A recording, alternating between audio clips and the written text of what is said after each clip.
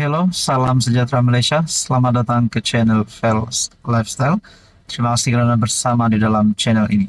Saudara-saudara yang amat dihormati, tuan-tuan dan puan, berkaitan dengan RCI Pulau Batu Putih yang melibatkan bekas Perdana Menteri Tun Dr. Mahathir Mohamad. Ini satu keputusan terkini yang saya bawakan kepada anda daripada Malaysia Kini. Keputusan semakan Mahathir pada hari sama dipanggil hadiri RCI Batu Putih. Ini pasti mengejutkan Tun Dr. Mahathir dan kroni-kroni Dr. Mahathir. Keputusan mahkamah yang pasti menggemparkan.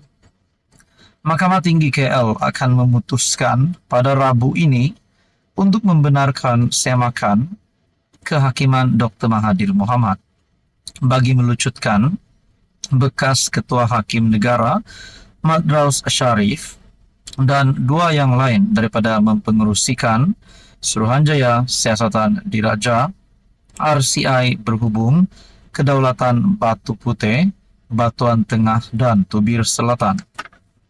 Keputusan Mahkamah Sivil itu hanya sejam sebelum RCI di Putrajaya tersebut ditetapkan untuk memanggil bekas Perdana Menteri berkenaan untuk menghadiri siasatan sama ada Malaysia sepatutnya menarik balik rayuannya terhadap keputusan Mahkamah Keadilan Antarabangsa ICJ 2008 atau tidak.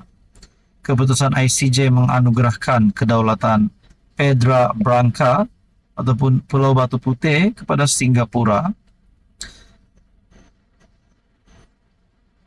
Middle Rocks Batuan Tengah kepada Malaysia dan South Ledge Tubir Selatan kepada negeri dalam perairan wilayah di mana ia berada. Keputusan Mahkamah Sivil pada Rabu nanti oleh Hakim Amarjit Singh juga akan menentukan sama ada prosiding RCI diadakan secara tertutup atau dibuka kepada orang ramai dan jika Mahathir akan dibenarkan membawa peguamnya ke siasatan itu.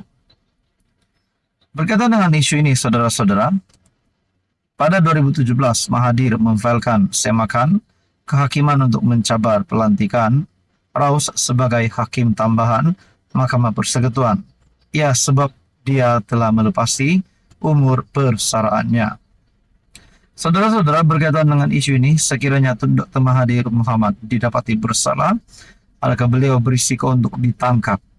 Sudahpun hari ini beliau bukanlah seorang ahli parlimen, mungkin dalam keadaan politik ada yang berkata Mahathir sudah kritikal, beliau perlu rehat. Namun saudara-saudara, di usia Mahathir yang sudah 98 tahun, mungkin ada gesaan diterima oleh Tun Dr. Mahathir supaya beliau berehat saja. Jadi saudara-saudara, berkaitan dengan isu ini, apa komen anda? Sekian saja, teruskan bersama di dalam channel ini. Halo semua, salam sejahtera Malaysia. Selamat datang ke channel Fels Lifestyle. Terima kasih kerana masih bersama di dalam channel ini. Saudara-saudara, tuan-tuan dan puan yang amat dihormati, hangat di media sosial pada ketika ini berkaitan dengan isu subsidi bersasar ataupun harga diesel tanpa subsidi RM3.35. Nah, saudara-saudara yang amat dihormati, berkaitan dengan isu ini, sudah pasti pengumuman daripada kerajaan, khususnya daripada Datuk Seri Anwar Ibrahim, ini mengundang banyak pandangan, mengundang respon. Kalau nak cakap kecaman, sudah pasti ada. Namun, pujian rasanya pun ada untuk Anwar Ibrahim. Kerana melalui kenyataan PMX bahawa ini adalah demi kebaikan negara. Nah, saudara-saudara, berkaitan dengan isu ini, penyasaran subsidi diesel perlu menurut Anwar kerana ini demi selamatkan negara. Langkah kerajaan melaksanakan penyasaran subsidi diesel adalah perlu untuk menyelamatkan negara, kata Perdana Menteri Datuk Seri Anwar Ibrahim. Berucap pada Majlis Perhimpunan Bulanan bersama warga Jabatan Perdana Menteri di Putrajaya, beliau yang juga Menteri Keuangan berkata, tindakan perlu diambil walaupun kerajaan sedar ia merupakan langkah yang tidak popular. Siapa mahu penyasaran subsidi ini? Kena tahu juga, apapun kita lakukan, kita akan dihentam habis-habisan dengan segala fitnah dan penipuan. Padahal kita beritahu penyasaran subsidi ini, semua Perdana Menteri sebelum itu telah setuju, cuma tidak ada tekad politik melaksanakan kerana risikonya ada. Tapi untuk selamatkan negara, kita tak ada pilihan, katanya. Kerajaan mengumumkan harga diesel di semua stesen runcit Semenanjung ditetapkan pada kadar 3 RM3.35 bagi setiap liter, iaitu harga pasaran tanpa subsidi bermula tengah malam tadi. Saudara-saudara, berkaitan dengan isu ini, akhirnya ini komen daripada kepimpinan politik daripada pembangkang, yaitu Parti PAS. Harga diesel PAS bimbang kemungkinan kesan negatif.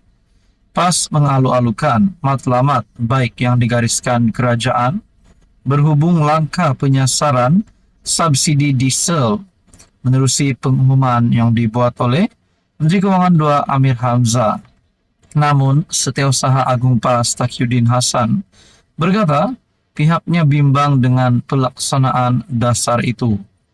Pada masa sama, PAS berasa perlu menyuarakan kebimbangan berkait pelaksanaannya, terutama sekali kemungkinan kesan negatifnya ke atas kehidupan rakyat. Nah, saudara-saudara, saya melihat di media sosial memang ada serangan yang diterima oleh kerajaan yang tidak bersetuju dengan harga diesel pada hari ini. Nah, berkaitan dengan ini, adakah ini boleh membawa kepada bermulanya kejatuhan kerajaan? Nah, itu menjadi persoalannya. Namun kalau kita cuba fahami apa yang dinyatakan oleh PMX, bahwa ini adalah demi kebaikan negara, walaupun langkah ini tidak popular. Nah, saudara-saudara yang amat dihormati semua, sudah pasti ada kecaman. Bahkan Datuk Seri Anwar Ibrahim sendiri mengaku akan ada kecaman. Namun saudara-saudara, berkaitan dengan isu ini, kita perlu mengambil sisi positifnya. Dan persoalannya seterusnya adalah, adakah selepas ini juga harga petrol juga akan mengalami seperti hari ini, di mana harga diesel tanpa subsidi. Adakah selepas ini harga minyak petrol pun akan sama seperti diesel, yaitu penyasaran subsidi?